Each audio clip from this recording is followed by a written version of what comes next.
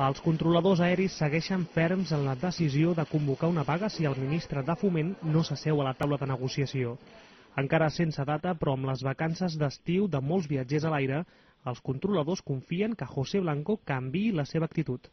No ponemos fecha a la huelga porque todavía tenemos la esperanza de que se pueda llegar a una solución negociada, que es nuestra voluntad reiterada desde el 5 de febrero. Insistimos, es responsabilidad del ministro el que se ponga una fecha, porque en las próximas 24 o 48 horas puede sentarse con nosotros si lo tiene a bien. Porque nosotros estamos abiertos a reunirnos con el ministro 24 horas al día, igual que estamos 24 horas al día y 365 días a disposición de nuestra empresa. El ministre, però, creu que la vaga està injustificada i que pretén mantenir uns privilegis que el Ministeri no està disposat a acceptar. La polèmica entre Blanco i els controladors ve de lluny i l'aprovació del Reial Decret que limita, entre d'altres, el sou dels controladors aeris ha actuat com a detonant per elevar el clima de crispació.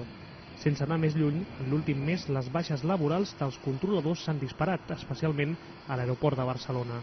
Si finalment no se solucionen els problemes, es tornaran a repetir imatges com aquestes. No serà, però, abans del 16 d'agost, un cap de setmana que es preveu especialment intens als aeroports.